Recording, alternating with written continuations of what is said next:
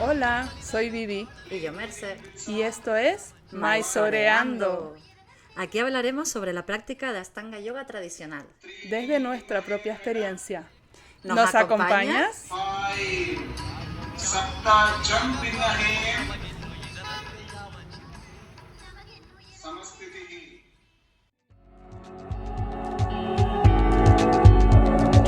Muchas veces nos preguntan qué esterilla usamos. Después de muchos años de prueba y error, recomendamos Manduka. En Maizoreando apoyamos tu práctica. Y Manduka también. Compra a través de eu.manduka.com con el código Maizoreando Nosotras recibiremos un 10% por cada compra. y tú recibirás un descuento exclusivo del 15% en tu pedido. Esta promoción es válida solo en países europeos y lamentablemente no se hacen envíos a Canarias. Gracias por apoyar Maizoreando. Las creencias, opiniones o puntos de vista expresados en este podcast corresponden a la experiencia de las personas entrevistadas y de Maizoreando y deben considerarse como tal y no como verdades absolutas. El objetivo de este podcast es dar voz a la comunidad de Ashtanga Yoga de habla hispana en el contexto de la Ashtanga Yoga tradicional, así como compartir la experiencia de practicantes y maestros. Hay que tener en cuenta que esta comunidad es muy variada y plural y que muchos aspectos de la práctica pueden cambiar con el paso del tiempo. Bienvenidos una luna más, luna llena, a Maizoreando. Hola, Merce. Hola Vivi, bienvenidos, bienvenida. Aquí estamos. Bueno, parece que hemos como tenido un descanso de verano, realmente no es así, ¿no? Lo que pasa es que hace un par de semanas que no grabamos. Nada, que no significa que no hayamos trabajado ni que no nos hayamos visto. Tal cual. Pero entre el Maizoreando con los oyentes y, bueno, han pasado 2 semanas más o menos, o no, 3 semanas o 4 desde que grabamos una intro juntas. Así que bueno, han pasado muchísimas cosas. Como saben, todos habrán hecho, bueno, todos los que habrán aplicado a Mysore estarán como ansiosos de saber qué pasó, porque se enviaron, el domingo se supone que se enviaron todas las confirmaciones, así que los que no lo hayan recibido se supone que se han quedado fuera, pero por lo visto algunos recibieron también el lunes. Bueno, están ahí, yo creo que esperando a que los que hayan recibido confirmación y se estén dando cuenta que al final no van a poder ir, pues avisen para poder enviar más confirmaciones a aquellos que en principio se hayan quedado fuera. Pero bueno, esto son todas especulaciones porque nosotros no tenemos contacto directo con la sala. Claro, es verdad que sería lo lógico, ¿no? Que si hay gente que cancela y tal, que pudieran como, ¿no? Redistribuir un poco y así pues la gente que quiere ir pueda aprovecharlo. Así que nada. Sí, según la web dicen que, la web pone pues que los Que ya lo enviaron. de que no has entrado los van a enviar en la próxima, a lo largo de esta semana. Ah, vale, no lo he leído. Qué bueno. Sí, porque ahora mismo estamos a 13, ¿no? De agosto. Sí, Grabando entonces se supone que desde el domingo 4, domingo 11, que es cuando llegaron los emails de confirmación, pues en esas siguientes 2 semanas. Así que bueno, cuando salga este podcast, igual ya has recibido el email de que no has entrado, lo siento mucho, habrá que intentarlo la próxima vez, pero todavía puede llegar a recibirlo otra semana después. Ah, pero refréscame la memoria, Vivi. Si no entras, te mandan un email de que no. Sí, eso es lo que han puesto también en la web. Ok, vale. Con razón, eso me lo comentó una persona y yo dije, sí, seguro. Me quedé dudando, ya no me acordaba. Vale. Tenía la idea de que no, de que solo escribían si era que sí. Vale. Pues esperamos que tengan mucha suerte los que quieran ir y bueno, y los que vayan, pues coincidirán unos con Vivi y otros conmigo. Así que Sí, así que a maizorear. sí, a maizorear. Esta vez por separado vamos a maizorear, pero maizorearemos. Sí, maizorearemos. Sí, es un verbo nuevo. Sí. Bueno, nada, entonces, aparte de eso, pues estamos en pleno verano. Las salas están cerradas o han reducido horarios. Las salas en Tenerife creo que casi todas están abiertas, así que si también te quieres echar una escapada, aquí estamos. Y bueno, ya quedan menos de 2 semanas para la llegada de Jonathan. Con Bruna vienen a mi sala a dar un workshop. Estoy súper ilusionada, la primera semana de septiembre. Y me encanta recibir visitas de Mysore, me encanta tener amigos yogis en casa y también pues poder practicar yo con él. Unas semanas pues nada, me hace mucha ilusión. Todavía que puedes apuntarte si quieres, escríbeme. Y nada, queríamos agradecerles como siempre por colaborar con Mysoreando a través de Manduka y también a través de Cleo Shop, Cleo Yoga Shop, ¿no? Sí, que ya conozco a varias personas que han comprado mallas y los, ¿cómo se llaman? Los monos, ¿no? Los jumpsuits con el código Mysoreando y además encantados. Así que bueno, yo estoy frita por probar uno yo misma. Sí, yo también tengo ganas de probarla, la verdad.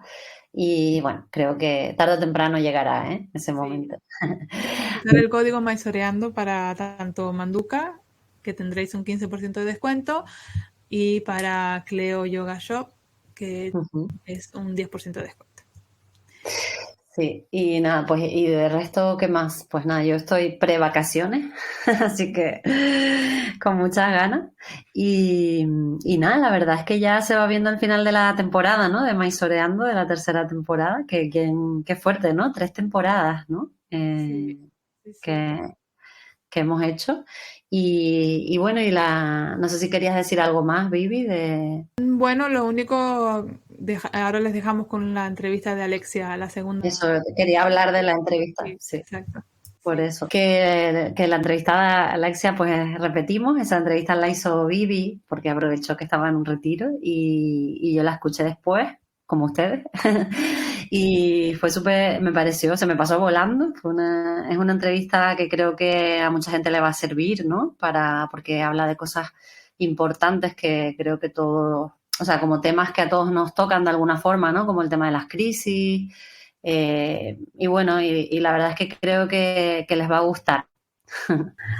Sí, yo la verdad que la disfruté mucho. Es verdad que todos los temas que tocamos han sido o bien temas que Mercy y yo queríamos preguntar o incluso ustedes llegaron a preguntar algunas cosas. Así que bueno, si se nos quedó alguna pregunta por responder, pues igual más adelante la volvemos a hacer. Eso. Y nada, y gracias Vivi por mysorear tú sola por ahí en los retiros. Y se agradece. Que aprovechar la oportunidad. Claro. Así que nada, pues yo creo que esto es todo, ¿no? Les dejamos mysoreando una vez más con Alexia Pita.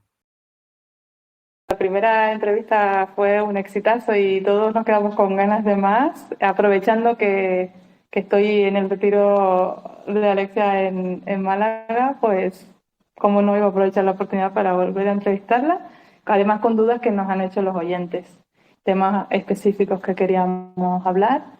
Y bueno, queríamos empezar por el tema de el embarazo, la práctica durante el embarazo, que es además un tema que tú hablas mucho y le das mucha importancia, y desde tu propia experiencia pues queríamos saber cómo fue, ¿no? Cómo fue que te trataste que estabas embarazada, qué estabas practicando en ese momento y qué hiciste en el momento que te enteraste que estabas embarazada. Vale. A ver, el tema del embarazo siempre es un poquito delicado de tratar. Me ha pasado a veces que se ha generado un poco de polémica. Es normal, porque cada mujer es un mundo, entonces no hay una verdad absoluta. Pero sí que siempre dije que yo tuve la grandísima fortuna de caer en manos de la que considero una de las mejores para esto, que es Anne Wise en Londres, la mujer de Hamish Henry. Ella es, aparte de autorizada nivel 2, practicante de Ashtanga y todo esto, principalmente dirigió un poco toda su carrera a acompañar a mujeres embarazadas, tanto en la práctica como también como doula. Entonces se formó específicamente en esto y yo tuve la fortuna de caer justo embarazada en sus manos. Entonces tengo una visión de la práctica embarazada un poco diferente a la que pueden tener otros practicantes, otras practicantes. Entonces, no quiero generar ninguna polémica, simplemente voy a hablar desde mi experiencia.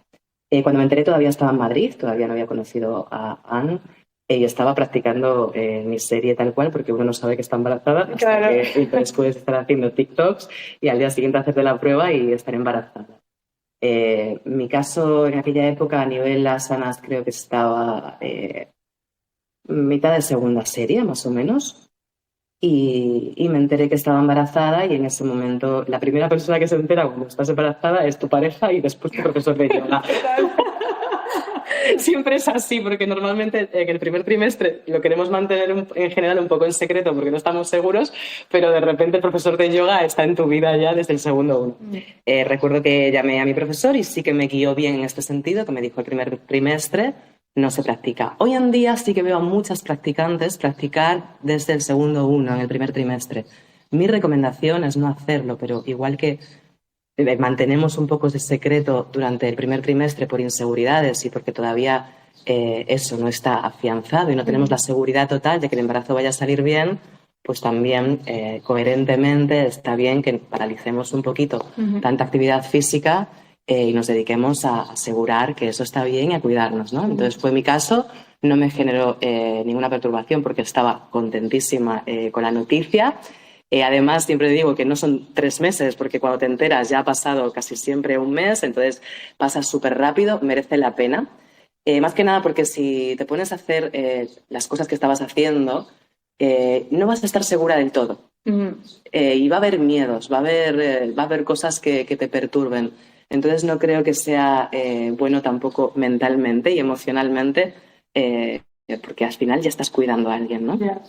Entonces, mi recomendación es frenar, sin duda, ese primer trimestre, esperar a esa primera visita pasado el primer trimestre en la que te dicen está todo ok y ahí ya empezar con tu práctica.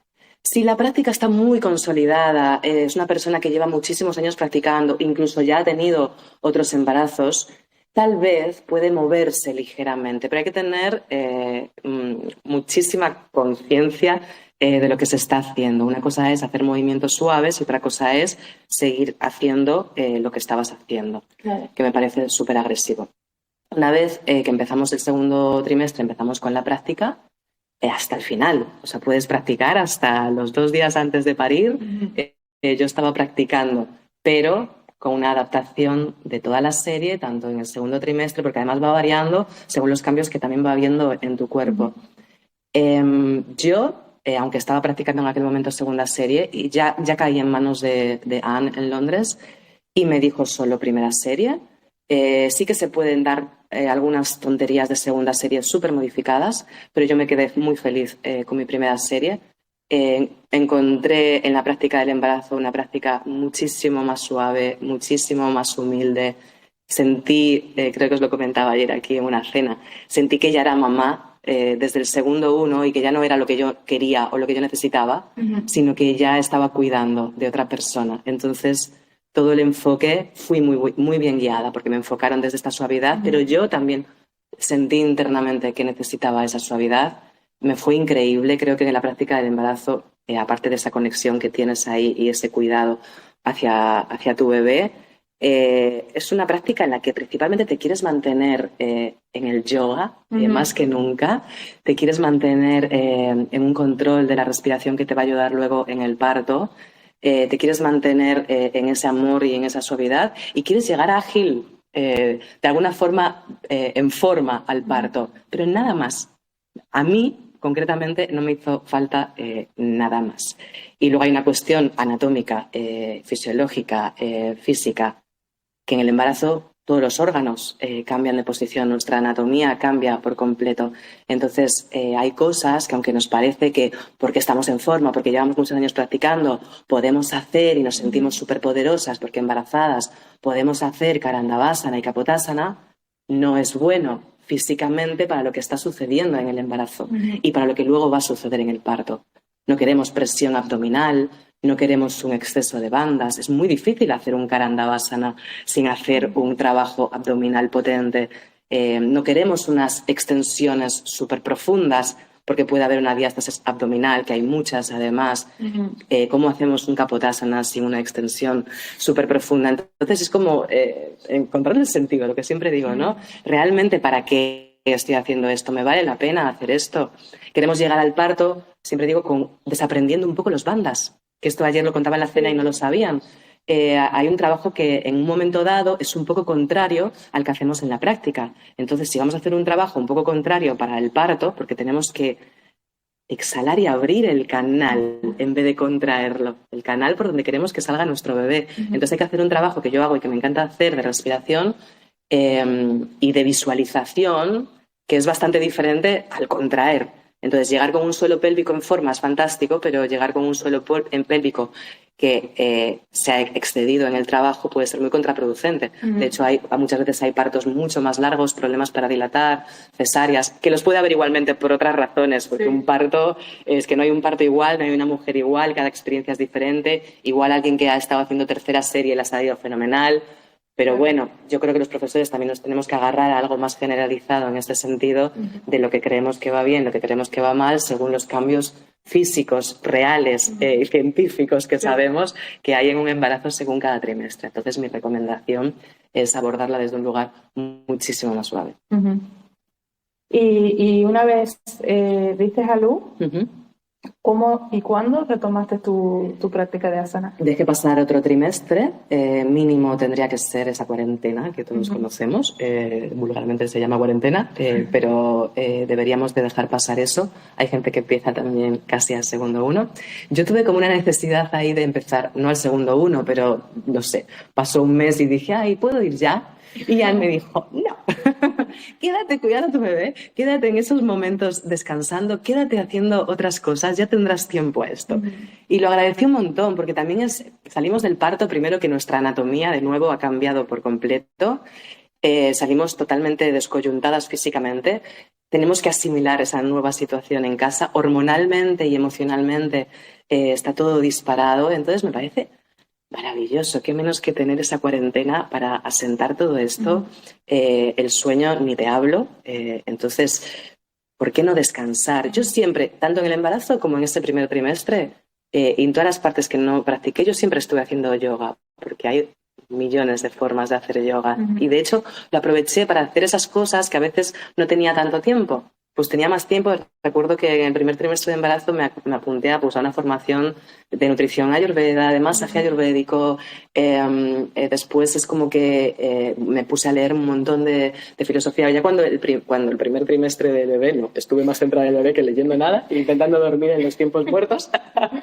Pero no, realmente hice lo que me dijeron, me sentó increíble y no pasa absolutamente nada. También es una muestra de a ver cuánto de agarrado estás a la parte física de esta práctica. Esto me pasó también cuando me enteré que estaba embarazada y fue maravilloso ver esa cura de humildad, ¿no? Que te baja a tierra en 2 segundos y dices, a ver cuánta porción de importancia hay en la parte física de esta práctica de yoga, ¿no? Porque el yoga es tan amplio, más allá de siempre lo decimos, pero en estos casos es como que te cae así la ficha, ¿no? Y fue muy bonito en este sentido, fue como una bajada muy real a tierra y me gustó mucho la experiencia. Y luego cuando empezaste a retomar la práctica, decías el otro día que no te llegaban los talones al suelo en el saludo, ¿no? En el perro boca abajo. Sí, os reíais todos, porque yo recuerdo además la imagen, no fue en sala, fue todavía en mi casa, y recuerdo de tener a Gael en la típica maquita de bebés, que lo ponía así a mi altura en el suelo, yo en la esterilla, y recuerdo que hice el primer saludo al sol, y fue como, wow, porque no podía apoyar los talones en Adho Mukha, es real, o sea, no daba mi musculatura, mi cuerpo estaba totalmente en otro lugar diferente, no conocía a mi cuerpo en ese momento. Y miré a Gael y dije, no pasa nada. Fue una aceptación súper bonita de mi práctica, jamás va a volver a ser lo que era. Además me lo creí, o sea, te juro, Vivi, que era muy real, me creí que jamás iba a volver a tener la práctica que tenía, que eso es lo que había sucedido al parir. Y que no pasaba nada. Lo miraba a Gael y decía, todo me compensa, ¿no?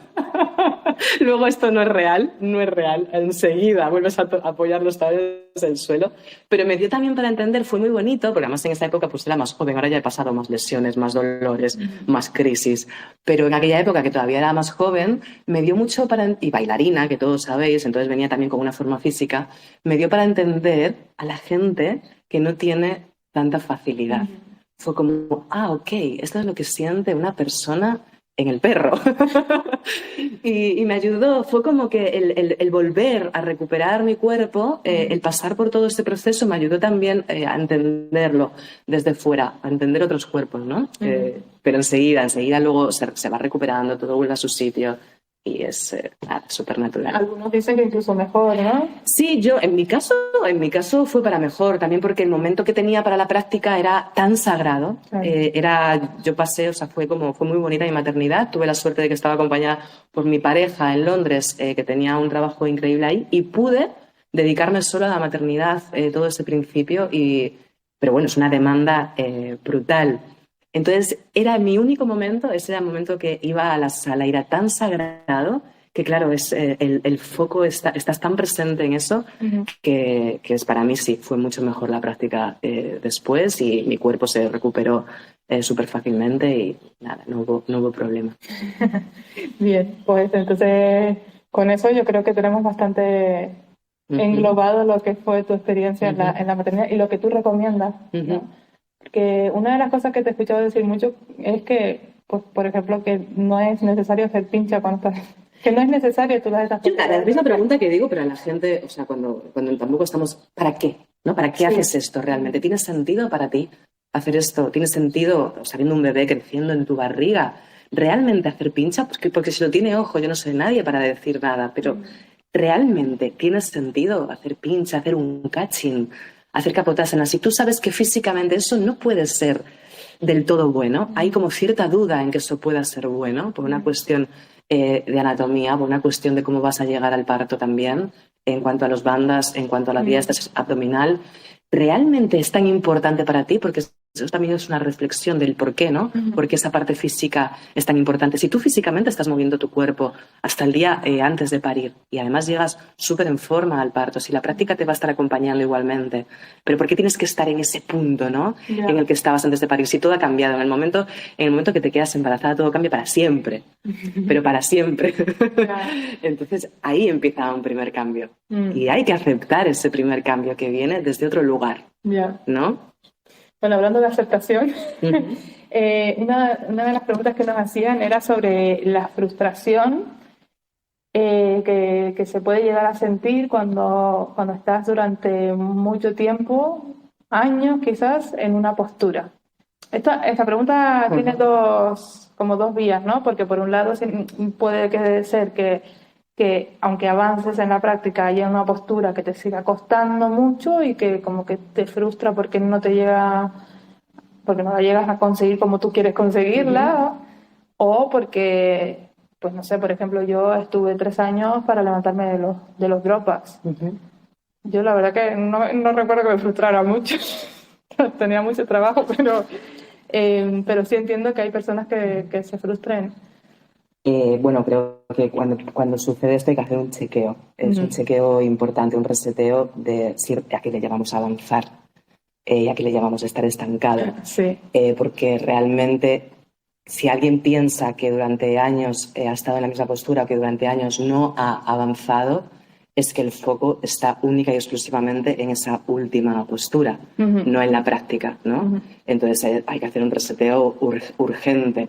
Porque hay toda una práctica, estamos hablando solo de asanas ahora mismo, pero hay una práctica entera antes de eso. El otro día estuvimos haciendo aquí un taller de asanas y nos habríamos pasado las 2 horas en Samastitihi y los saludos al sol. Hay un trabajo tan profundo a nivel asanas y tan técnico, si solo nos podemos hablar de la parte física, para hacer antes de esa última postura. Lo que pasa es que cometemos el error, muchas veces todos, de meter el piloto automático, empezar a hacer la práctica en piloto automático, sin estar muy presentes, sin ser muy conscientes y solo pensando en esa última postura, ¿no? Y para mí, cuando me hablas de la palabra frustración, la frustración viene de un sentimiento de carencia, de que siempre, que esto es muy la vida, ya no es asanas, siempre nos falta algo para estar completos, siempre nos falta algo para estar felices, siempre necesitamos más, ¿no? Y yo creo que lo que tenemos es justo lo que necesitamos en este momento. Entonces creo que hay que hacer un chequeo de la raíz realmente, de por qué nos está pasando eso, a qué le llamamos avanzar. Claro, porque es tan importante lograr esa postura. Claro, más que nada porque si tienes el foco tanto ahí, lo estás sacando del resto de las prácticas. Claro. Entonces, sí, es urgente que se haga un reseteo si avanzar le llamamos a pasar de postura. Sí, y es que yo cuando vi esa pregunta me dieron ganas de responderla yo, pero como te la hacían a ti, pero porque yo tengo una práctica que yo estuve muchos años, o sea, yo sí avancé en la práctica, pero por ejemplo Marichasana D, que además es lo que es justo la persona que nos preguntaba iba sobre esa postura, yo avancé en la serie sin cerrar Marichasana D hasta que fui con Charan, que me paró y ahí con él la conseguí con ayuda, pero yo siempre, y se lo digo a mis alumnos, es que realmente ¿con qué te estás comparando? Porque yo creo que lo que tenemos que, si ya vas a compararte, compárate con cómo estabas cuando empezaste a practicar y cómo estás ahora, ¿no? Claro, yo tengo una alumna que practica, tiene 63 años y viene solo porque necesita moverse y hacemos saludos al sol con una silla. Y empezó y hacíamos el saludos al sol con el tope de la silla y ahora hacemos los saludos al sol con la parte baja de la silla, ¿no? Y ella a veces dice, oh, no, mira, a los demás dice, oh, yo soy como que esto no lo voy a conseguir nunca, ¿no? Entonces yo le digo, pero bueno, mira cómo llegaste y mira cómo estás ahora. Y dice, es verdad, ¿no? Y realmente es eso, porque al final esto es una práctica que es para nuestro bien, si estamos hablando físicamente, para nuestro bienestar físico y obviamente si nos está haciendo mal el compararnos con otro, dejemos de hacerlo, ¿no? No es muy difícil, pero cada uno viene con lo que viene y... Sí, es también ser honesto, ¿no? O sea, aceptar, ser íntegro con tu cuerpo, ser íntegro con la fase y con la etapa en la que está cada uno. Lo hablábamos el otro día también, que unas personas que están en la sala llevan 15 años practicando y otras llevan 3. No te puedes estar comparando con otros cuerpos y con otras con otras constancias de práctica, con otros años de práctica, ¿no? Sí, y con otras edades y con otras... pues con otros trabajos, ¿no? No es lo mismo trabajar siendo bailarina que trabajar en una oficina. Obviamente que la movilidad es muy diferente, pero como deberíamos, si quisiéramos realmente compararnos, cada uno tendría que ponerse un papelito delante, tengo tantos años, trabajo, llevo practicando, ¿no? Porque es que es un... Sí, ¿cuál es el punto de partida de cada uno, ¿no? Sí. Y no se nos olvide, claro. Sí, y bueno, que... Para valorar todo lo que hemos ya caminado. Exacto. Que es muy bonito, es que se nos olvida. Ponemos el piloto automático enseguida. Como es una práctica tan de rutina, entre comillas, es muy fácil coger la bolsa, voy a hacer yoga, dejar la bolsa y ponerte a hacer una secuencia que empieza a no tener sentido y estar solo pensando en esa última postura que te frustra, ¿no? Y entonces ahí hay que hacer un reseteo otra vez de cuál es el sentido de esta práctica para mí, de todo lo que he caminado ya, todo lo que he logrado, ¿no? Sí. Y observar bien dónde estás poniendo el foco. Sí, además hablábamos el otro día, ¿no? De cuando perdemos el sentido de por qué practicamos, ¿no? Y decíamos, bueno, como que, bueno, deja de practicar a ver si... Suéltala, ¿no? Le decía a la chica otra, sí, suéltala. Suéltala a ver si de verdad, a ver si no, vas a volver igual, ¿no? Tú no te da tanta frustración, déjala un rato. Suéltala. Porque vas a querer volver a ella. ¿No? Es que además donde está el aprendizaje es en toda la dificultad, en todos esos sentimientos negativos que nos vienen con una postura que nos cuesta, porque ahí está, o sea, la postura que nos cuesta es el síntoma que nosotros estamos viendo, pero la raíz está en otro lugar y lo interesante a trabajar aquí es la raíz, ¿no? Claro. De dónde me viene esta frustración, de dónde me viene esta pérdida de paciencia, de dónde me vienen estos demonios que digo yo, ¿no? Que están todos nuestros demonios que están en la sala de yoga, los de todos ahí, relacionándose. Y eso es lo interesante, ¿no? Sí. Sí, bueno, voy a enlazar, ya que estamos con esto, cómo sobrellevamos las crisis en las prácticas, ¿no? Pues cuando viniste al workshop a mi sala, pues en la charla que tuvimos hablábamos sobre todo sobre lo que hacemos cuando aparece la crisis en la práctica, que ya puede ser emocional o sobre todo física, por lesiones o dolores, cómo ahí la mayoría de la gente huye de la práctica y la deja, ¿no? O porque no estoy bien, no quiero hacer una práctica descafeinada, que lo decías mucho, entonces mejor no practico, ¿no? A ver, las crisis las hemos tenido todos, las seguimos teniendo y las seguiremos teniendo. Es la vida. Es la vida. Yo siempre digo, aceptamos la impermanencia de la práctica. O sea, aceptamos que la práctica es igual de cambiante que la vida. Porque, ¿por qué queremos que nos dé todo el tiempo la misma satisfacción la práctica? Es imposible. La vida nos da todo el tiempo la misma satisfacción. Estamos al 100% en la vida todos los días. La práctica es un reflejo de la vida, es imposible, pero nos fustigamos. Es como que a veces, otro día leía, no sé a quién leía, que decía, si a veces nos pudiésemos desde fuera ver la crueldad con la que nos tratamos, nos abrazaríamos, ¿no? Porque nos fustigamos mucho, entramos en crisis, colapsamos y huimos la mayor parte de las veces, ¿no? Entonces, es muy importante que no queramos ante esta crisis. Primero aparece la frustración, lo que estamos hablando, la frustración aparece porque hay una expectativa, porque hay un sentimiento de carencia. No tenemos que querer volver a aquello que nos daba satisfacción. Lo interesante aquí es quedarnos cultivando esa mente presente y serena ante todo eso que no nos gusta. O sea, para mí eso es yoga. Yoga es ecuanimidad, nos lo dicen los libros, las escrituras, ¿no? Yoga es ecuanimidad. Entonces, para mí lo interesante realmente es quedarte ahí, atravesando eso y ver qué sucede, ¿no? En vez de ir corriendo. El dolor, tanto físico como emocional, es nuestro mejor maestro. Pero llama a la puerta el mejor maestro y salimos todos corriendo, porque hay que ser muy valiente, hay que tener mucho compromiso para conocerse más y mejor. Porque, como decía un amigo mío, cuando miras dentro y hueles, no siempre huele bien, ¿no? Entonces hay que tener mucha constancia, mucho compromiso y mucha madurez para querer quedarte ahí. No sirve de nada huir del maestro llamado dolor, porque te va a seguir persiguiendo. Entonces mejor quedarte con él, conocerlo, aceptarlo, integrarlo y atravesar esa etapa. Para mí una parte súper importante es hacer las paces con el dolor. Hablo mucho de esto a todos los niveles, el saber relacionarme con ello. Digo mucho que para mí lo incorporo a mi práctica, por eso dejé de ponerle etiquetas a las prácticas de si es mejor, si es peor. Me subo a la esterilla, practico todos los días, practico muchas veces con dolor, pero lo siento como si fuese un cambio de energía, simplemente, que viene y que en algún momento se irá. Es una energía más que está ahí y yo paseo con él. No utilizo el dolor ni para fustigarme, ni para ser masoca, ni para excederme con mi cuerpo. Aprendo a aceptarlo, a integrarlo y a ver qué puedo hacer con él. Y esto es súper importante para abordar las crisis. No hablo solo del dolor físico, porque cuando dices en un taller, ¿quién de aquí no tiene un dolor físico o un dolor emocional? Claro, nadie le va a... Claro, todo el mundo tiene un dolor físico emocional y esto es más, o sea, que menos.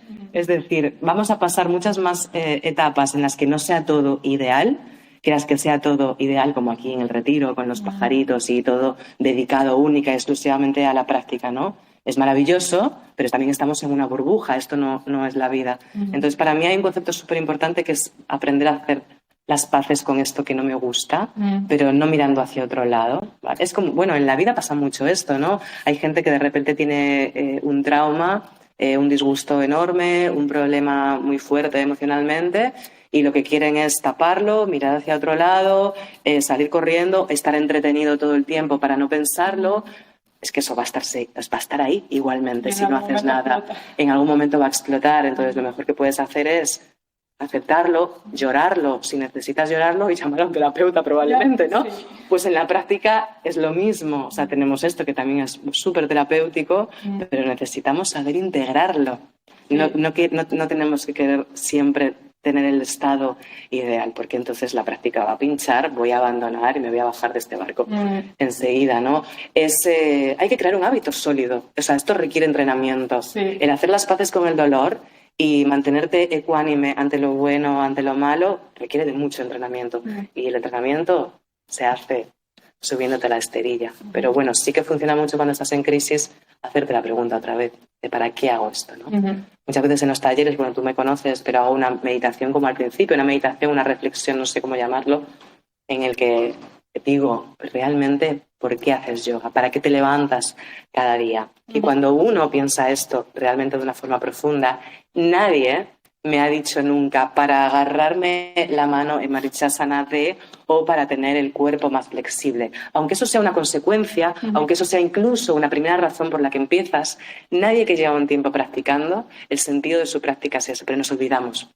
Entonces hay que volver a hacerse la pregunta todo el tiempo para que no se nos olvide, porque de repente te genera como un alivio cuando de repente tienes esa respuesta, le sacas peso a esa pregunta anterior de por qué Marichasana D me genera esto. Si realmente te vuelves a hacer esa pregunta, es tan secundario que Marichasana D no se agarre, pero el piloto automático, de nuevo, ¿no? Entonces es muy importante que nos sentemos. Yo siempre digo, sentaros. Ante la crisis, sentaros. Antes de la práctica, sentaros, respirad y hacer un chequeo realmente de qué es lo que os ha hecho moveros hoy hasta la esterilla. ¿Por qué estáis aquí? Pensad en una palabra. Yo siempre digo, para mí es mi anclaje. Si yo estoy súper mal fuera, estoy súper disgustada, he tenido un problemón y yo a mi práctica y simplemente me pongo a hacer los saludos al sol y estoy con todo ese ruido en mi cabeza, probablemente mi práctica sea una secuencia de ejercicio sin sentido y probablemente ni siquiera me genere ningún tipo de bienestar. Pero si yo realmente me paro a pensar que eso es mi anclaje ante un momento así, la forma de enfocar la práctica es totalmente diferente. Y esto hay que hacerlo continuamente. Y aprovechar también estos momentos, ¿no?, que tenemos de comunidad, de poder hablar de crisis. También es muy importante ante las crisis tener acompañamiento, creo. Es muy importante. Sí, y a mí me parece que con el tiempo, cuando ya hay una práctica establecida, ya se han pasado varias crisis, cuando llega la siguiente crisis es más bien como igual que cuando llegan los pensamientos y los observamos, Sí. en vez de juzgarlos y en vez de... No te quedas atrapado Exacto. en ellos, claro. Pues lo mismo creo que pasa o por lo menos a mí me pasa ya como que me pasa algo, me empieza a doler algo, tengo una lesión y ya no le doy tanta importancia porque sé que eso también va a pasar porque todos han pasado anteriormente. Entonces digo, bueno, pues ya como siempre me decía Griselda, lo que viene con la práctica se va con la práctica y lo que no también. Claro, pues eso, lo que dices tú ahora es lo que decía yo antes, ¿no? Que al final lo observas. Observas eso que está sucediendo como un cambio de energía que en algún momento va a pasar y trabajas con él, lo atraviesas y sale, ¿no? Y no le das más importancia de la que tiene, ¿no? Porque creo que lo comentábamos el otro día, que nos duele la rodilla, pero el resto del cuerpo sigue funcionando y hay que movilizarlo igual y reforzando, ¿no? Reforzando toda la musculatura alrededor y realmente no dándole tanta importancia, cuidándolo sí, adaptando lo que sea necesario, pero no poniendo el foco ahí, sí, sino en lo indirecto, más que en lo directo, ¿no? Sí. Y así en la vida. Sí, es que No, esto es una metáfora todo el tiempo. Si fuera tan fácil, ¿no? Sí. Pero sí, también creo que cuando pasan situaciones emocionales, sobre todo, igual que cuando tenemos alguna lesión física, muchos acuden al fisio. Yo la verdad que nunca, no soy mucho de ir al fisio porque no siento que me funcione más que la práctica. Quizás para darme mimos, así a lo mejor voy a dar un mensaje, pero sí creo que emocionalmente, aunque la práctica es como un sostén muy, muy fuerte, sí siento que a veces no es suficiente para superar algunos traumas o situaciones emocionales por las que pasamos y ahí sí está bueno hacer terapia, ¿no? Claro. Sí. Como que hay sobre el tema específico quizás. Bueno. Ayer estábamos hablando sobre cómo hay una relación entre la flexibilidad o la rigidez del cuerpo y de la mente o de la personalidad, ¿no? Y cómo eso va cambiando. A ver, esto salió porque alguien preguntó ¿por qué Sharat le da tanta importancia al catching, ¿no? Cierto. Y yo recuerdo que, bueno, en una conferencia dijo como que flexibilidad de columna, flexibilidad de mente, ¿no? Es un poco como su visión. Y luego que yo creo que también le gusta mucho. Bueno, Pero, que está guay. sí, O sea, yo a mí no creo tampoco que sea necesario cogerte las corvas y que eso sea relacionado directamente con la flexibilidad de mente, pero entiendo lo que quiero decir. Igual que pienso que hay más salud en una persona con una columna saludable, más longevidad, que también está demostrado en muchos casos, creo que sí que está bastante relacionado. Pero luego ya salió esta otra charla de algo que leí que me pareció muy interesante y entonces desde ahí empecé a observar bastante como profesora y bueno, y observé también en mi propia experiencia. Y había leído como que la rigidez física estaba súper relacionada con la rigidez mental, con los bloqueos, con las personas de una identidad, de una personalidad más firme, más rígida, más controladora también, ¿no? Y que estaba muy directamente relacionado también, bueno, al final, cuerpo, mente, emociones, yoga, unión, ¿no? Esto es todo, somos todo uno. Y que las personas más flexibles había una tendencia a demasiada flexibilidad, cuando eso no está compensado con la fuerza. Y yo ahí me sentí como bastante identificada cuando al principio todavía no tienes esta práctica que es tan sumamente equilibrada.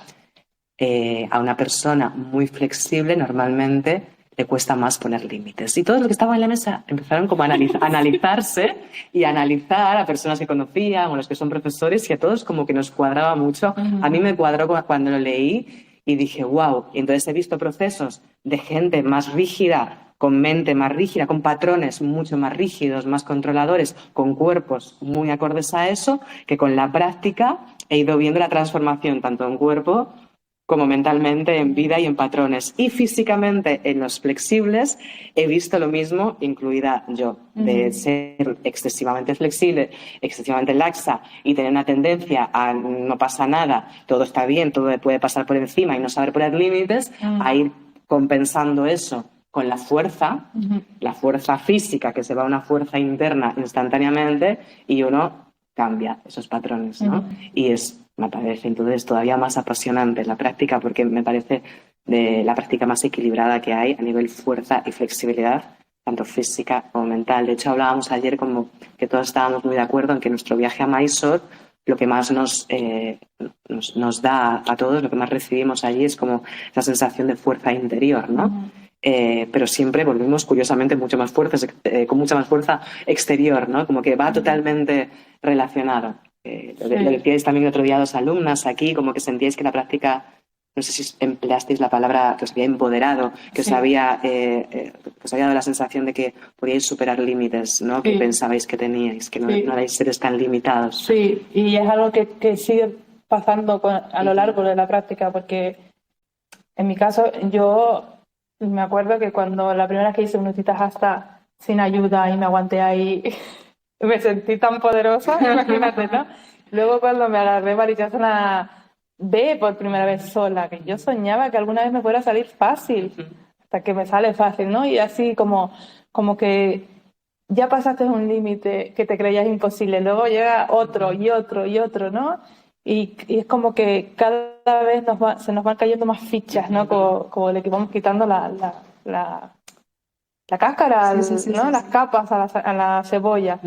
Como dice una amiga mía, como que agarraste los talones en Kapotasana y no fue desde su lugar oscuro, que no fue una cosa para nada ni física, ni egoica, ni darle importancia a la postura, porque es un ser súper maduro con una práctica de muchísimos años, pero sintió algo como muy potente después de muchísimos años haciendo Kapotasana con Sharat. Entre comillas, su última postura, así que avanzar, que ella nunca lo vio así, pero el día que realmente lo consiguió, que Sharat supo que ella lo iba a conseguir algún día, como que me dijo, sentí como que se me sacaba un velo de los ojos, ¿no? Como que vi el mundo diferente. Es una cuestión de ganar confianza, de ganar amor propio, de eso, de no sentirnos seres limitados, ¿no? Y es muy bonito esto, muy bonita esta parte. Sí, es increíble, la verdad. Luego nos preguntaban sobre los cambios emocionales cuando pasas de la primera serie y empiezas a profundizar en la segunda serie. Sí, esto es un tema. Todos los cambios de serie tienen algo que nos perturba porque implica desafiar lo que nos resulta cómodo, lo que nos resulta familiar. Sí. lo que nos resulta agradable. De repente es una salida de zona de confort fuerte. Y tenemos normalmente, a mí me pasó de segunda a tercera también y de primera a segunda, hay una época como de rechazo a esa serie. Te puede no pasar, pero siendo profesora he visto muchos rechazos y en mi caso personal también. Hay que abrazar ese cambio, hay que aceptarlo y hay que, igual que hablábamos antes con el dolor, aprender a relacionarme con eso que no me gusta tanto ya, ¿no? Con eso que me ha sacado de la zona familiar. En el caso de primera a segunda es muy interesante porque, bueno, pasamos de primera serie, que es más, ya sabemos todos, la desintoxicación del cuerpo, el aprender a relacionarnos con el cuerpo, toda esta parte de empezar a despertar la columna vertebral, pasamos a fase sistema nervioso y se empiezan a mover un montón de cosas. Un montón de cosas, porque empiezan encima la segunda serie con todas las extensiones y las aperturas tan potentes, hasta la famosísima Kapotasana. Y duele, claro que duele. Igualmente en segunda serie me vienen como muchas palabras, me viene miedo, me viene dolor, me viene un centrifugado emocional súper potente, una buena sacudida. Entonces de repente son cosas muy interesantes que la vida te pone ahí de frente y se empiezan a trabajar. Suele haber transformaciones muy bonitas si realmente te animas a atravesar ese camino. Y además, como que yo siempre lo llamo paquetitos, ¿no? Todo lo que hemos almacenado en nuestra vida con dolor, con experiencias dolorosas, que se nos ha quedado la mayor parte de las veces aquí en el centro de nuestro corazón espiritual, en el pecho, ¿no? En esto que trabajamos tanto en las aperturas. Son paquetitos, esos paquetitos se nos han quedado ahí cerraditos y han sido empaquetados con traumas de nuestra vida, traumas o problemas o duelos, cada uno sabe, pero se ha quedado ahí. Cuando eso se estimula, ¿sabes? Como meterle el dedo a los paquetitos, cuando eso se estimula, que es lo que hacemos con todas esas aperturas, se sueltan. Y al soltarse y al abrirse, pasa de todo. Por eso hay tantos llantos en las Kapotasanas, por eso es un mundo nuevo cuando de repente uno empieza a trabajar los dropbacks mucho más potentes. O sea, si esos paquetitos que estaban ahí bien cerraditos se estimulan, tienes la opción de dejarlos cerrados toda tu vida, que se hace mucho esto, lo que hablábamos antes, puedes mirar hacia otro lado, pero si tú decides aligerarte la vida, claro, si decides mirar de frente esos paquetitos, estimularlos, porque físicamente los estamos estimulando, es con algo que está súper estudiado, esos paquetitos se van a abrir y van a suceder cosas. Entonces, por supuesto que va a doler. Lo que fue almacenado con dolor va a ser liberado con dolor. Entonces, tampoco nos tiene que asustar tanto el dolor. Por supuesto que va a doler. Por supuesto que puede haber llantos. Por supuesto que puede haber intensidades físicas. Es algo que hay que atravesar sin excedernos, sin ser masocas, conociéndonos mucho, siendo compasivos. Todo esto lo tenemos claro. Pero claro que va a doler y claro que nos va a desestabilizar. Porque no a todo el mundo le gusta abrir los paquetitos. Sí. Entonces, por eso siempre digo que somos muy valientes las personas que nos subimos todos los días a la esterilla y no por las asanas que hacemos, sino que somos muy valientes porque nos enfrentamos a esto todos los días, ¿no? A conocernos más y mejor, aunque no nos guste lo que vayamos a abrir en los paquetitos. Es una metáfora, pero bueno, es que lo visualizo mucho así, por eso me parece curioso, ¿no? Tantos llantos en Kapotasana y tantas intensidades en los dropbacks, es porque nos sentimos de repente súper vulnerables, súper expuestos, aparecen un montón de sentimientos.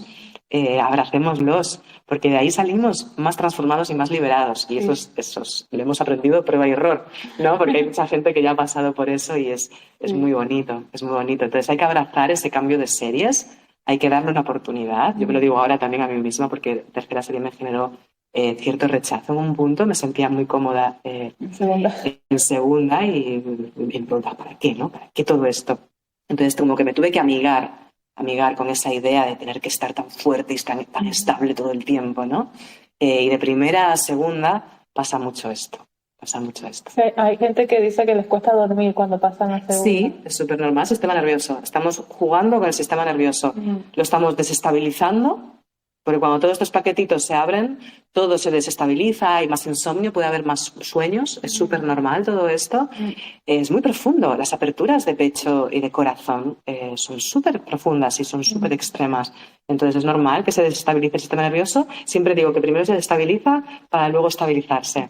Es como cuando alguien hace mutita en primera serie. Te tienes que caer muchas veces para luego encontrar el equilibrio. Pues esto es igual, te va a meter un centrifugado ahí, una buena sacudida y luego se va a estabilizar, porque luego te vas a amigar y vas a encontrar todo eso que has encontrado en primera serie, todo ese vinyasa, toda esa fluidez, lo vas a encontrar en algún momento en segunda, pero bueno, hay que pasar. Hay que pasar, hay que atravesar un camino lleno de cositas, sí. Sí, también nos preguntaban, y esto yo creo que no te lo mandé, pero bueno, nos pedían como cuáles son qué es lo que trabaja cada una de las series. Sí, la primera, la segunda y la tercera. Sí, de la Suquitza, la primera, pues lo que dije antes, se considera una purificación del cuerpo. A mí, más allá de que siento que realmente es una purificación del cuerpo, que desintoxica, es como además mucha gente viene de no hacer nada. En mi caso, no sentí tanto esto porque yo trabajo con mi cuerpo desde los 6 años, entonces yo siempre he estado en él, pero hay gente que realmente llega a la práctica y no ha hecho nada antes y ahí sí que realmente ves los efectos brutales de la práctica, ¿no? De la desintoxicación, de la pérdida a veces de la grasa que sobra a nivel físico, de la elasticidad de la columna, de que todo lo que está oxidado de repente fluye. Entonces es como un primer contacto, que puedes estar toda tu vida en este primer contacto y es maravilloso, pero es un relacionarme con mi cuerpo, con mi templo, con ese del que estaba tan desconectado. Hablábamos el otro día aquí también, ¿no? ¿Cómo puede ser que estemos tan desconectados de nuestro cuerpo? ¿Cómo puede ser que haya gente de 25 años, que yo he visto gente de 25 años con movilidad de cuerpos de 80? ¿Cómo podemos estar tan desconectados de nuestro mayor instrumento? ¿No? ¿Cómo podemos descuidarlo tanto? Esto es algo muy, muy, muy instaurado en la sociedad y es muy triste. A mí me genera muchísima tristeza por el estilo de vida que tenemos. Entonces, de repente, la primera serie es una toma de contacto con, wow, mi templo, ¿no? Y es muy bonito empezar a cuidar el templo. Y ahí empiezan a cambiar muchos hábitos. Inconscientemente y conscientemente, tú empiezas a necesitar otras cosas a nivel hábitos de vida que la misma práctica te está pidiendo y de repente muchas cosas se empiezan a transformar. Ahí puedes estar años o puedes estar toda la vida. También depende de la edad y las condiciones en las que hayas empezado. La primera serie es la base, es la raíz, es cómo me relaciono con mi cuerpo. Es un poco donde todos empezamos y donde todos volveremos. Volveremos, sin duda, donde hay que volver todo el tiempo, muchas veces. La primera serie es la raíz, es la base. La segunda serie es purificación del sistema nervioso. Pues lo acabamos de hablar. Todas esas emociones, todos esos bloqueos, todo eso, esa apertura, ¿no? Ese querer abrirte, ese querer trabajar más allá de los límites, porque no solo es las extensiones de espalda, luego hay piernas por detrás de la cabeza, es un poco lo que decías tú antes, ¿no? El sentir que puedo superar límites que creía que yo tenía. Pero bueno, sobre todo, principalmente trabaja muchísimo en sistema nervioso y es cuando más cosas creo que suceden, cuando más transformación he visto de primera a segunda, es cuando realmente la gente es muy constante en segunda serie y hace un trabajo profundo, pasan cosas muy bonitas. Hay muchas posturas también en las que enfrentas el miedo, entonces salen muchos patrones, ¿no? Muy instaurados que tenemos cada uno, esas huellitas que tenemos, y salen en posturas que son símbolos. En realidad las posturas no son más que símbolos y te hacen enfrentarte a cosas que no son más que la vida, ¿no? Al riesgo, al ir más allá, a las inseguridades. Entonces, claro, uno empieza a conocerse cada vez más. Salen muchas cosas que están instauradas, muchos patrones. Y la tercera serie... le llaman, la traducción sería, la traducción que más he escuchado es de vida sublime. Y es cierto que produce, aunque yo tengo una pelea ahí, y todos hemos pasado por ella porque es muy dura físicamente, pero sí que es cierto que produce una serenidad bestial cuando estás trabajándola con constancia. Trabaja mucho la fuerza y la estabilidad. Y te pone, que es muy curioso esto, ¿no? Por las circunstancias de la vida en las que he estado últimamente, es cómo enfrento yo una situación extrema, ¿no? Para mí la tercera serie es todo como al extremo.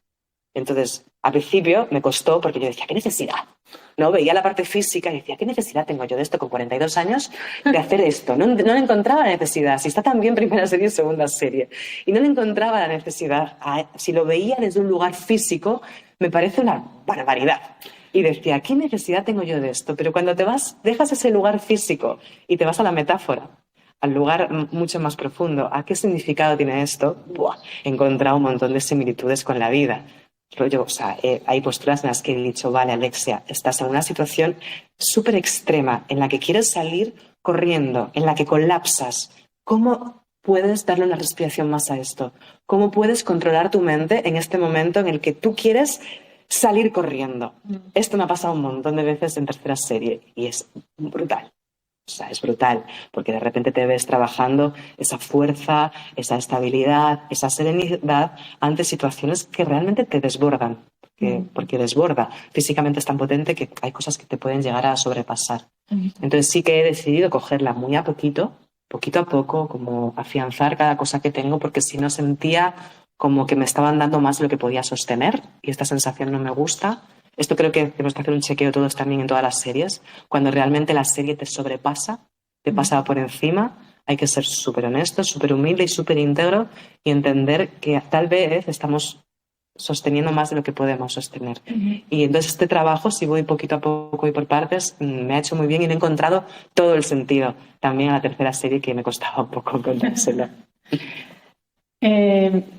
A veces como que nos preguntamos, sobre todo cuando ya tenemos más, o sea, sobre todo no, cuando ya tenemos más de una serie, ¿no? O sea, estamos trabajando la segunda serie, como es mi caso y el de mucha gente.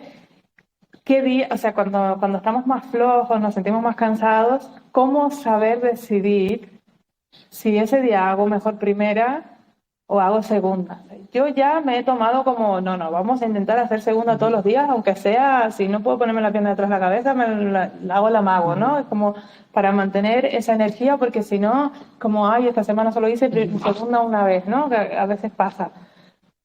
Pero es una duda que yo veo que la tiene mucha gente. Todo el mundo. Para mí es la línea que digo, es una línea súper delicada, delicadísima. ¿En dónde está ese punto en el que soy compasivo o estoy poniéndome excusas, ¿no? A ver, primero, de nuevo, no hay la verdad absoluta en nada. Yo creo que lo que os decía el otro día en el taller, que os dejéis guiar por la sabiduría innata de vuestro cuerpo. Vosotros sois vuestros propios maestros, sin duda. Pero sí que es cierto que a veces la línea es muy delicada y uno quiere ser tan compasivo, que de repente te metes en un lugar en el que se está convirtiendo en una fragilidad, en una debilidad, tanta compasión. Entonces, a mí sí que me ayuda a veces mentalmente ponerme un orden y decir, no, voy a mantenerme firme en tercera, voy a mantenerme firme en segunda, los días que sé que tengo que mantenerme, a ver cómo funciono en esta etapa si hago esto. Y ahí verás los resultados que te da. Porque luego hay otras etapas que nos desbordan por la vida que llevamos, entonces ahí sí que creo que hay que ser súper compasivo y bajar un poquito las revoluciones de la práctica. Pero creo que llegado a ese punto en el que ya estamos en otras series, ya tenemos como la sabiduría necesaria internamente como para saber si nos estamos poniendo excusas o si realmente es una necesidad. O sea, hay que descansar, hay que dormir bien, no hay que estar temblando en la práctica. Eso sería para mí una línea súper roja. Si yo siento que me estoy excediendo, no tiene ningún sentido para mí. Hay veces que he necesitado al principio, en una época pues, que me sobrepasaba un poco, volver tal vez a primera o volver a segunda, pero dentro de eso intento mantener un orden. Hace poco me pasó, tuve 2 lesiones, 2 en una, y realmente me sobrepasaba a tercera fuerte. Y decidí que volvía a segunda, pero me mantuve bien estable en eso. No es que un día decidía hacer un cuarto de primera y al día siguiente. A mí este orden, creo que ya lo dije en otra entrevista, este orden me funciona bastante bien. Es como que me ayuda a anclarme, a enraizarme, a sacarme tanto ruido de la cabeza. Y luego, en un determinado momento, me tuve que empujar un poquito porque ya se estaba convirtiendo en una excusa y dije, Alexia, ya toca. Ya toca. Entonces, lo ideal sería tener un guía en ese momento como que te esté observando y te diga, ya toca. ¿Sabes? Me pasó aquí con una alumna que ha venido también con mucho ruido, muchas excusas, y le dije, ya toca. Hoy le dije, ya toca, y creo que lo agradeció. Entonces, a veces que te vean desde fuera también puede ser una motivación. Sí, yo creo que Sharat hace eso mucho. Claro. Él ve muy... O sea, él es muy... Parece... La gente siempre dice como que hacemos barbaridades, además, y a mí me parece que es muy cuidadoso y que ve, ¿no? Cuando lo estamos haciendo, cuando estamos poniéndonos excusas y quitarnos esas, ¿no? Esas tonterías de la cabeza. Eso yo creo que es una buena señal cuando uno puede interpretar eso en sus alumnos. De que... Sí, porque a veces lo que estamos huyendo es lo que realmente a lo mejor estamos necesitando, ¿no? Y luego lo contrario, que pasa muchas veces, que van a tope cuando no están... Sí. O sea, yo he tenido alumnas que tenía ganas de vomitar y yo decirle, mira, para aquí. No, es que... Línea roja. Y luego hay épocas que a lo mejor es que está perfecto que hagas las fundamentales. Es que vamos a pasar por todo, por todo. También he tenido épocas de esto, pero he hecho prácticas con muchísimo sentido en esa época de posturas fundamentales y alguna postura del suelo. Pero dentro de eso, entender cuándo es una necesidad a la que tengo que recurrir, es una herramienta increíble tener esas fundamentales y ya está, y cuando de repente eso está convirtiendo en un hábito ya. Entonces voy a hacer un reseteo de nuevo y ver qué es lo que estoy necesitando, porque me va a dar también fuerza interior eso, ¿no? El ponerme un escalón más. Entonces yo creo que tenemos que escucharnos mucho, escucharnos más, pero más allá del ruido, no el ruido de la cabeza, eso no hay que escucharlo. Tenemos que escuchar más esa sabiduría innata que está en nuestro cuerpo, nuestra intuición. Mucho más el ruido es lo que nos pone las excusas todo el tiempo, es nuestro punto débil, ¿no? Ahí. Sí, yo hablaba el otro día creo que fue con Daida. Porque Daida y yo coincidimos mucho, que Daida es de Tenerife también, en los workshops, ¿no? Que viene alguien a Tenerife y aprovechamos porque, bueno, yo que practico contigo online, pues el ajuste físico me falta a veces. Pero me he dado cuenta que de todos los workshops que hago, o sea que no son muchos, pero cada vez que hago un workshop termino lesionada. Pero yo, no porque nadie me lesione, sino porque yo Hay exceso. me excedo, no sé cómo lo hago, y luego necesito como una semana y media para recuperarme de ahí. Menos de cuando fui al tuyo, cuando viniste tú a mi sala. Como que hay una energía de cuidado que tú emanas, que es, o sea, por lo menos es lo que siento yo, que se lleva el alumno. O sea, yo no sentí que necesitaba recuperarme, sino que lo mantengo. También igual era mi sala, era mi casa. Bueno, creo que se genera mucho esto en los talleres que hacemos en general, porque, bueno, primero que trabajo mucho, ya me conoces, como con grupos de seguimiento. Entonces, al final, en los talleres no es que venga gente que no conozco de nada, sino que va viniendo un poco al final la misma gente. Y no hay en ningún momento ambiente de excederse, de competición. Siempre empezamos de menos a más, vamos como aumentando intensidad muy poquito a poco y no hay la sensación de querer demostrar nada, que pasa, por eso no me gustan los workshops. Hay una cosa muy circense, ¿no? De que parece como que hay que demostrar algo y normalmente la gente sale súper lesionada de los workshops y me da mucha rabia eso. Sí. Digo, ¿pero por qué? ¿Por qué salís lesionados de los workshops? Entonces me gusta generar la misma energía que tengo en mi sala, como trasladarla, si hago un taller, que sea lo mismo. Por eso es súper importante para mí el día que tenemos de comunidad, de hacer una charla y que la charla no tenga nada que ver con asanas, sino que la charla vaya del sentido de la práctica, porque eso ya os pone en otro lugar realmente. Y me parece muy importante, así como Sharat no nos deja sentarnos antes de empezar la práctica, tú ya me conoces, y yo siempre os pido que os sentéis antes de empezar, que meditéis un poquito, que respiréis, que encontréis como esa profundidad, ¿no? Que no pongáis el piloto automático, porque entonces el piloto automático empieza a convertirse en circo en 2 segundos, en competición en 2 segundos y de repente se genera un ambiente que para mí es lo opuesto al yoga, ¿no? Entonces para mí es súper importante cuidar en los talleres, cuidar que el ambiente sea un ambiente súper tranquilo, súper amoroso, súper cuidadoso. Es súper importante. Sí, eso se nota. Sí. Bueno, yo creo que tengo tiempo para una preguntita más. Venga. A ver, yo quería preguntarte sobre cuando suceden estas crisis y abandonamos la práctica. Yo nunca lo hice porque yo tuve claro lo que yo tengo claro lo que me da la práctica. No me entra siempre la claridad en Shavasana. Cuando tengo dudas me entra la claridad en Shavasana. Pero mucha gente se plantea dejar la práctica. Y la dejan. Sí. Pero es verdad que la mayoría de la gente siempre vuelve al cabo de los años o medio año o cuando pasan por una crisis emocional, ¿no? O sea, como que una crisis física muchas veces los hace, o que parece física, los hace salir de la práctica, pero luego una crisis emocional muy fuerte les hace volver. Así es, tal cual. Yo lo viví así conmigo.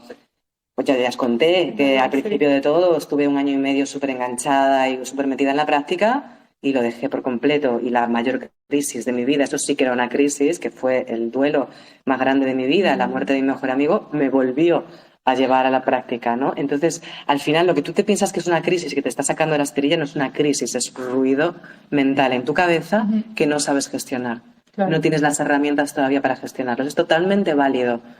Normalmente no le suele pasar a la gente que lleva, puede pasar, pero no le suele pasar a la gente que ya tiene un hábito súper sólido, porque es lo que decías tú antes, esa crisis empieza a pasar y tú eres un observador de esa crisis, pero no afecta a tu hábito.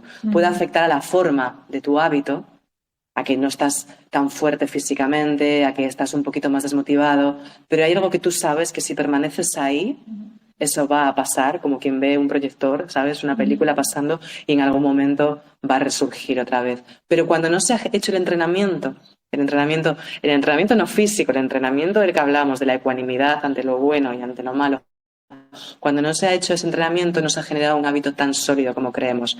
Y si ese hábito tan sólido no está, se desvanece en nada, porque el ruido de nuestra cabeza puede.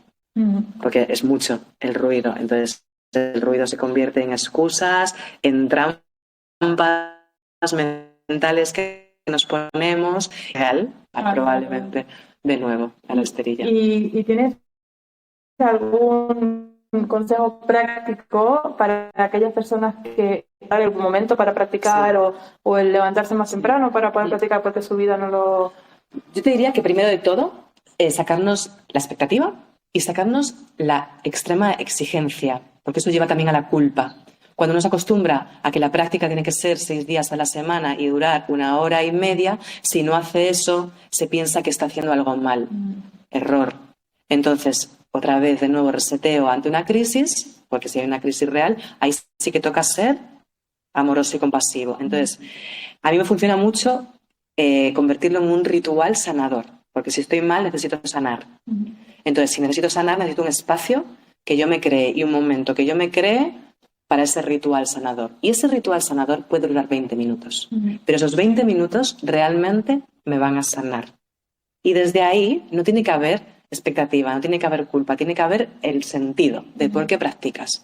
Entonces, si eres madre, estás sobrepasada, tienes 4 hijos, más el trabajo, más no sé qué, tampoco exigirte es que dicen que hay que practicar a las 6 de la mañana. Da igual. En ese momento en el que estamos sobrepasados, los 20 minutos que encuentres estarán bien, pero párate a esos 20 minutos. Párate, si puedes, a mí me ayuda mucho que sea un espacio concreto, no practicar. Estaría bien que pudiésemos practicar en la cocina, en el baño, en cualquier lugar, pero en un momento de crisis mejor hacernos lo más fácil, no más difícil. Entonces, vamos a intentar, si no tienes sala, si tienes sala, vete a la sala. Y que no te dé vergüenza ni culpa hacer una práctica más corta, porque esa práctica más corta, si es con sentido, igual tiene más sentido que la que estás viendo a tu lado de cuarta serie.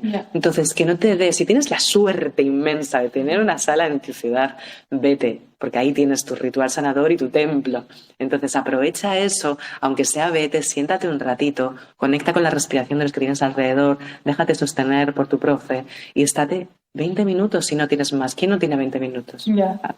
Para Instagram los tenemos y para hacer yoga, ¿no? Para dedicarnos a nosotros, para curarnos, para sanarnos. Es que no me sirve nunca jamás la excusa de no tengo tiempo. Porque 20 minutos los tiene todo el mundo. Te compro que no tienes 1 hora y media. Aún así me cuesta. Pero te lo compro que no tienes 1 hora y media. Te lo compro, te lo acepto, te lo respeto y te lo tolero. Pero 20 minutos, no tienes 20 minutos, es una excusa. Te estás poniendo una trampa que te está perjudicando un montón, porque tienes la oportunidad de sanar, la oportunidad de cuidarte, la oportunidad de frenar y la oportunidad de dedicarte. Menuda línea roja si no tienes 20 minutos en tu vida. Chequea lo que estás haciendo, ¿no? No sé quién decía que si no tienes media hora para caminar en la naturaleza, entonces tienes que caminar 1. ¿No? O sea, es real, no sé. Para meditar 1 minuto, medita 1 hora. Claro, o sea, es real esto. Entonces, es encontrar obligatoriamente en tiempo y en forma física, pero que realmente tú salgas y sientas que te has dedicado ese momento para ti. Como que mi práctica sea, cuando por ejemplo me cuesta mucho, lo decía, no es tan tradicional, pero a veces me pongo música de fondo o me pongo los yoga sutras, la respiración de fondo, porque como no tengo nunca gente alrededor y encima estoy en crisis, pues me voy a poner un poquito de compañía, algo como que a mí me ayude a entrar en un estado que estoy necesitando. Todo lo que te puedas facilitar, no te fustigues por la tradición, ¿sabes? está genial que todos estemos en el método, yo creo que todos somos muy tradicionales, los que tenemos salas, o sea, está fantástico todo esto, pero tampoco nos fustiguemos con el método y con la tradición. O sea, todo lo que te puedas facilitar ante una crisis, no seas tonto y facilítalo. Entonces, si me hace falta ponerme rock and roll, me lo voy a poner. No es lo que me apetece normalmente, ¿vale? Pero si eso me va a facilitar que yo tenga un momento para mí, lo voy a hacer en ese momento de crisis, ¿vale? Igual estoy exagerando con el rock and roll, pero sí que muchas veces me ha ayudado ponerme cierta música o cierta recitación védica, o sea, cada uno lo que sienta, ponerme un altarcito con lo que me apetezca a mí, la luz como me apetece a mí, como algo como que te lo haga más fácil, ¿no? Como que te sostenga un poquito más la crisis, pero a subirte a la esterilla. Y ahí yo, cuando empecé a practicar online contigo, yo me resistí mucho porque a mí el online como que no era como, bueno, durante la pandemia sí, pero ya no hace falta, pero cuando me vi sola, practicando sola, cuando abrí la sala, el tenerte ahí 2 días a mí me ayuda a la práctica, entonces me lo hace mucho más fácil, entonces eso también es una vía de tener pues un apoyo, aunque no sea en persona, ¿no? Música, y yo también me pongo... Sí, claro, el mundo online, que también genera como mucha polémica, ¿no? Porque muchos profesores están en desacuerdo. Bueno, yo a mí cuando me dijeron mundo online, yo era cómo voy a dar clases Mysore online, con lo poco tecnológica que soy, con lo anti todo esto que soy. Y bueno, para mí ha sido el descubrimiento de mi vida. O sea, no lo suelto, pero porque me genera una satisfacción, un agradecimiento, el ver las prácticas en crudo, tan reales de las personas en sus casas, con sus circunstancias. Me siento tan cerca de los alumnos online precisamente por eso, y siento que lo valoran tanto también, ¿no? El tener esa compañía, que ¿por qué no te vas a facilitar la vida también cogiendo clases online si no tienes la posibilidad en tu ciudad de tener presencial y estás en una crisis y solo te está siendo difícil de sostener? Pues hay una comunidad ahí virtual que igual te ayuda un poquito, ¿no? Cada uno, esto es muy personal, cada uno lo que le ayude, pero piensa lo que os dije el otro día cuando empezamos. ¿Qué quiero que penséis? Hazte esta pregunta todo el tiempo. ¿Qué necesitas? ¿Qué estás necesitando que puedes encontrar en la práctica? Porque ya esta cosa estricta que a veces lo hacemos el método más estricto de lo que es en realidad. Sí. Os lo decía el otro día, hacer la práctica para vosotros, hacer la vuestra, ¿no? Esto es muy interesante. ¿Qué necesito de la práctica? Y hay un montón de herramientas y un montón de respuestas dentro de la práctica, y eso me parece lo bonito, ¿no? Bueno, muchísimas gracias. Sí. Ahí les dejamos con esa pregunta: ¿qué necesitas de la práctica? Bueno, nada, muy agradecidas de que te hayas abierto de nuevo a darnos otra horita de tu sabiduría. A vosotros. Muchas gracias. A vosotras. Y hasta la otra. Hasta la próxima. Un placer. ¿Estás buscando una esterilla y material de yoga de calidad? Apoya Mysoreando a través del programa Manduka Reward. Compra en la página web con nuestro código Mysoreando. Nosotras recibiremos un 10% por cada venta. Tú recibirás un 15% de descuento en tu pedido. Gracias por apoyarnos. Recuerda que esta promoción solo es válida en países europeos y que Manduka no hace envíos a Canarias.